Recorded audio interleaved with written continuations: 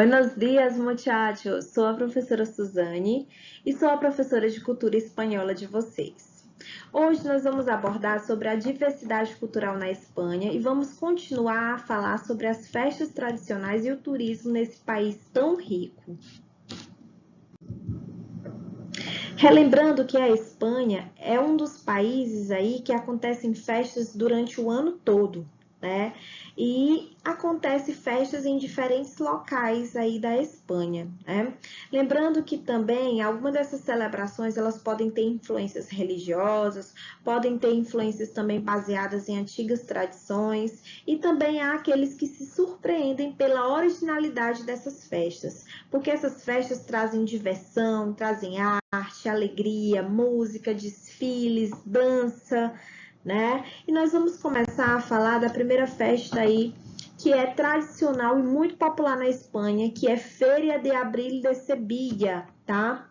Essa festa, Feira de Abril de Sevilla, ela se celebra normalmente 2 semanas após a Semana Santa. Então, é uma festa de cunho religioso, não é isso? É uma festa também muito popular que teve início aí em 1847, no século XIX, né? Sob a forma de feira de gado, tá? Em Sevilla, certo? E com o passar dos anos foi que ela se transformou aí em uma feira comercial para uma das maiores celebrações culturais da Espanha, né? E foi apenas lá no século XIX que essas festividades elas começaram a ganhar maior importância e trazendo elementos aí culturais como danças, músicas e também muitos desfiles, né? Essa feira, ela dura mais ou menos 6 dias, tá? E ela geralmente acontece em abril, porque ela acontece 2 semanas depois da Semana Santa, tá? É um evento aí que é aberto oficialmente com o alumbral. O que é o alumbral? O alumbral é um tipo de iluminação das luzes da feira, né? E termina com uma grande queima de fogos de artifício, tá? E essas feiras elas também possuem a tradição de las casetas. O que são las casetas? Las casetas são um tipo aí de tendas, né? E essas tendas, elas são usadas geralmente para as pessoas beberem, comerem ou para dançarem até de madrugada, né? E geralmente elas são privadas. E essas casetas, elas são decoradas de forma tradicional, com cores muito vibrantes, com cortinas listradas, né? Geralmente são de famílias aí sevilhanas. A feira também traz muita música, muita dança, muita gastronomia, principalmente traz a música flamenca, né? Traz aí os trajes aí do flamenco, certo? E traz muitos pratos típicos, né? Com a gastronomia aí da Espanha, principalmente aí com el jamón, tá? Que é um prato típico aí da Espanha, e el reburrito, que é um tipo de bebida, né? Típica que se usa o vinho, tá? Há também a tradição de desfiles de cavalos e carruagens, né? Durante todo o dia.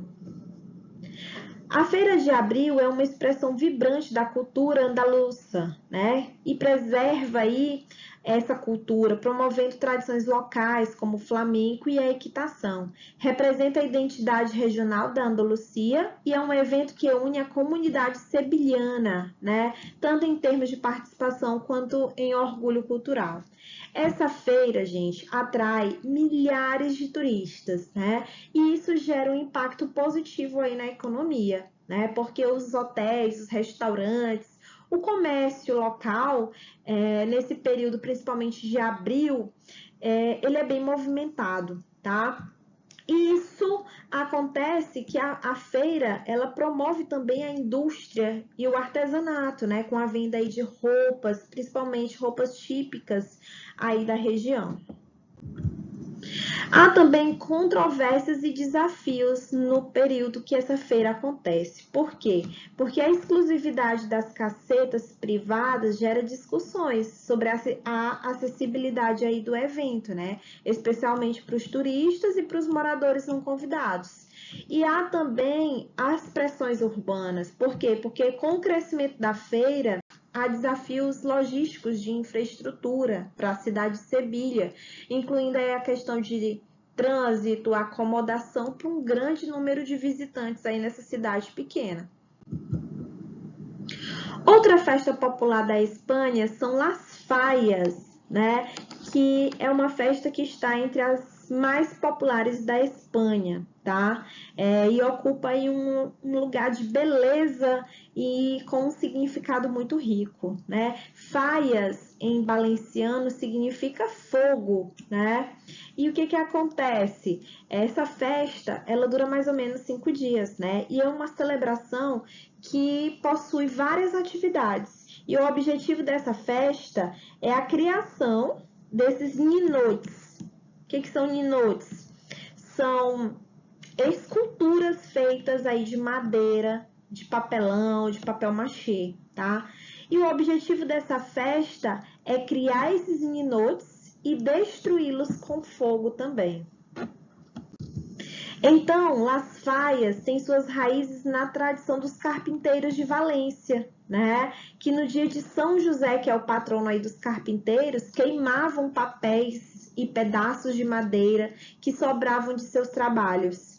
Essa tradição era pagã, mas ela se transformou com o tempo numa celebração cristã, justamente por conta da Igreja Católica, da influência do catolicismo, tá?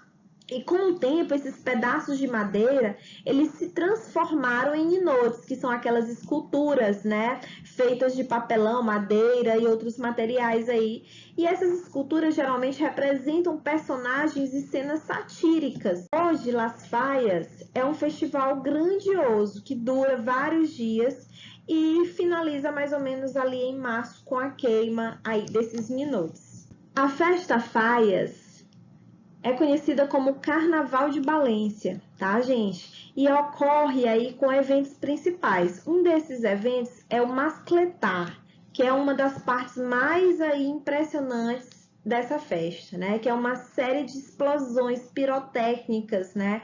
Que são organizadas, criando aí um espetáculo de som, vibração, que ocorre diariamente aí na praça ou praça de Ayuntamento, né? O outro evento que acontece nessas festas é a ofrena, que é um tipo de oferenda, né? Que as pessoas ou os participantes da festa oferecem flores à Virgem Maria, tá? E outro evento é o cremar, que é o clímax aí desse festival, onde todas as fallas são queimadas em grandes fogueiras, né? Então o objetivo final é a queima aí desses ninotes também. E qual é o impacto cultural e econômico de Las Fallas, né? Las Fallas é uma das festas mais emblemáticas da cultura valenciana, né? Sendo uma expressão única da identidade local. E ela promove a preservação de tradições artísticas, como a criação aí desses ninotes, e também traz a música valenciana, que é o flamenco, né? O festival atrai centenas de milhares de turistas todo ano e gera um impacto aí econômico significativo, né, para Valência. E também traz aí o setor de hospitalidade, incluindo hotéis, restaurantes e comércios locais que se beneficiam aí com o fluxo desses visitantes, tá? Além disso, esse festival promove a indústria, né, pirotécnica também, tá? Outro aspecto de Las Fallas é a arte, a sátira e há controvérsias, né?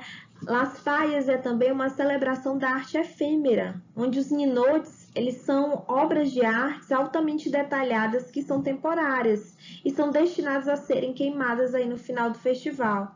E há a sátira, né? A crítica, tá? Por trás de tudo isso. A sátira é o elemento central, com as fallas frequentemente abordando aí questões políticas, criticando a política, a sociedade, de uma forma mais humorística e crítica, tá? E o impacto ambiental do festival é bem criticado, né? Por conta de quê? Da queima das fallas, que gera aí críticas devido à poluição, né? Também há preocupação sobre a segurança, porque há o uso aí de fogos de artifício, com grandes multidões perto aí dessas queimas de fogos e queimas também dos ninotes. Outra festa da Espanha são Los Enharinados de Ibe, que é uma festa aí muito popular. Como vocês podem ver, é uma festa que envolve aí a farinha, né? A festa ela acontece na cidade espanhola de Ibe, que fica aí no sudeste da Espanha, e acontece mais ou menos em dezembro, tá? É quando os enfarinhados eles fazem justiça, né? E lá na praça principal de Ibe, que é o palco principal dessa batalha de farinha, de legumes e de ovos, os enfarinhados eles começam a cobrar impostos da população, né? E depois eles doam aí esses impostos a organizações de beneficência, né? Porém, quem se nega a pagar esses impostos recebe um bombardeio aí de bombas de farinha, como vocês podem ver aí na imagem, né? E o início dessa tradição dos enfarinhados, né, ocorreu aí no dia 28 de dezembro, na cidade de Ibe, né, na comunidade valenciana. Essa data ela coincide com o Dia dos Santos Inocentes, que é uma celebração aí católica que relembra a matança dos inocentes por Herodes. Tá? A festa ela tem mais de 200 anos de história, olha aí, é uma festa tradicional. Nós também podemos abordar sobre a batalha de farinha, né? Como é que funciona? A festa ela é liderada por um grupo, tá? Que são os enfarinhados, que assumem aí simbolicamente o controle da cidade por um dia. Olha aí, esses rebeldes, eles estabelecem suas próprias leis, né? E executam um tipo de multa para os cidadãos que são pagos em dinheiro fictício, tudo em tom de brincadeira, tá, gente? Outro grupo é conhecido como La Oposición, né? Tenta derrubar esses enfarinhados e restaurar a ordem aí da cidade, resultando em uma batalha entre os grupos, né? Essa batalha é a principal atração da festa, onde os participantes eles lançam farinha, até ovos, tá? E também a queima de fogos de artifícios, né? As ruas de Ibe se transformam em um verdadeiro campo de batalha de farinha, né? E essas ruas ficam cobertas aí com farinha, com ovos, com legumes no final do evento, tá? Apesar desse caos aparente, a batalha é uma tradição aí na cidade de Ibe. E há um simbolismo por trás de tudo isso, que é o Dia de los Santos Inocentes, né? A escolha aí do dia 28 de dezembro foi por conta desse Dia dos Santos Inocentes, tá? A festa dos enfarinhados também é uma expressão única da identidade cultural de Ibe, né? Destaca a importância da tradição e do humor na vida comunitária. A festa também promove um senso de pertencimento e comunidade entre os moradores, né? Aproxima esses moradores. É uma oportunidade aí de celebrar, de se unir, tá? Além dessa batalha de farinha, a festa inclui outros eventos, como desfiles, tá? Como eventos musicais. E, embora seja uma festa local, essa originalidade da festa dos enfarinhados tem atraído muita atenção de fora, né? Então, há participação aí de muitos turistas, muitos fotógrafos interessados em documentar essa celebração. O evento promove aí muito esse turismo, promove a economia local. Além disso, as multas arrecadadas durante a brincadeira, né, são geralmente doadas para instituições de caridades locais, dando aí à festa um propósito muito maior, né, um propósito social, além desse entretenimento, tá? E há repercussão internacional, né? As festas dos enfarinhados têm ganhado aí destaque internacional, né? Devido aí ao seu caráter único, né, sendo considerada uma das celebrações aí mais inusitadas do mundo. E por fim, nós temos outra festa comemorada de cunho também religioso, que é o Camino de Santiago, tá?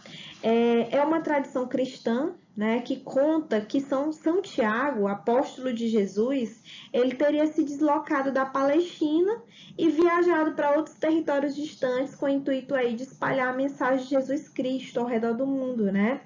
E em suas andanças ele acabou chegando e se estabelecendo aí na região que a gente tem hoje por Galícia. E ele teria permanecido aí em Galícia por muitos anos, né? Contudo, ao retornar para sua terra de origem, a sua terra natal, ele foi preso e foi sentenciado à morte por Herodes. E após aí o falecimento é que realmente surgiram as raízes daquilo que inspiraria o caminho de Santiago, né?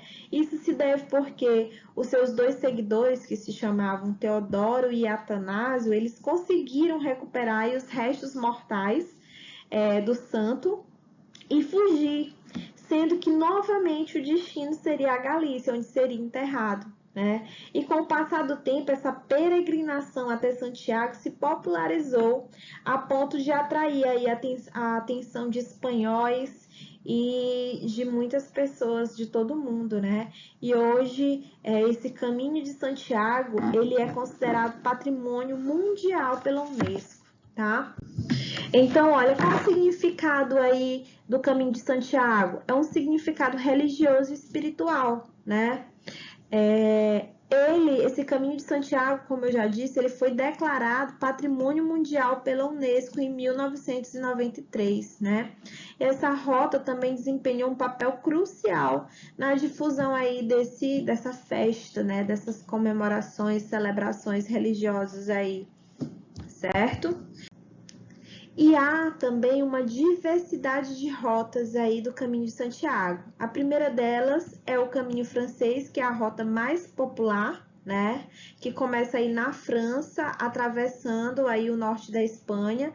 Tem também o Caminho Português, né? Que é uma rota que parte aí de Lisboa, em Portugal, e segue para o norte até Santiago.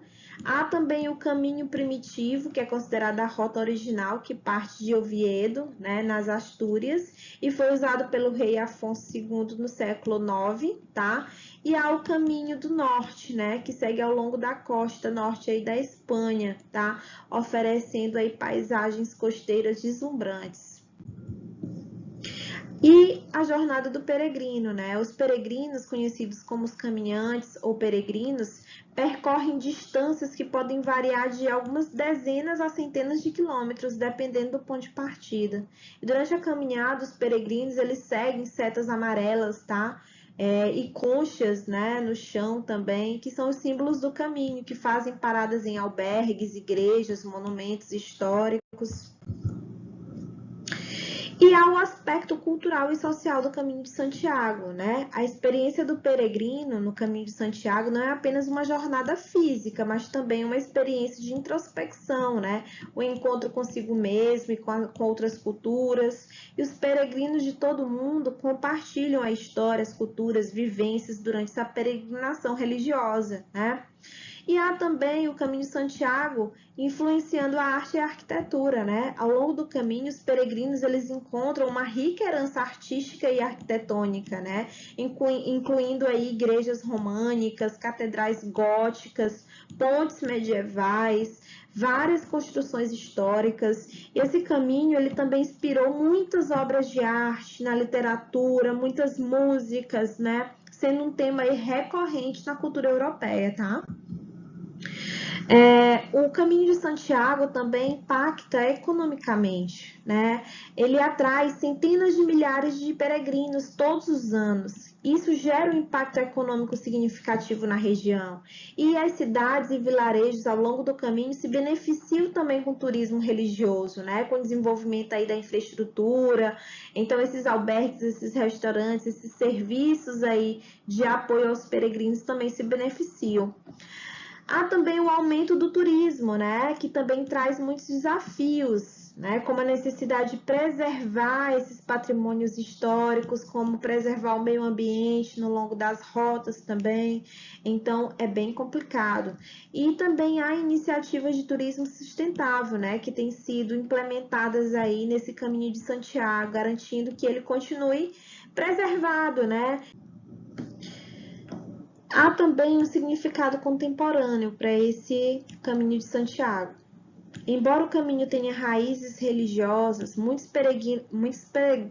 embora o caminho tenha muitas raízes religiosas, muitos peregrinos modernos o percorrem por razões não religiosas também, né? Como a busca pessoal, ou por aventura, ou por saúde, ou por interesse na cultura, tá? E o caminho de Santiago ele continua aí sendo uma jornada transformadora, né? Proporcionando uma pausa na vida cotidiana e uma oportunidade de reflexão, tá? Esse caminho, ele se adaptou aos tempos modernos, né? Com a criação também de rotas urbanas, tá?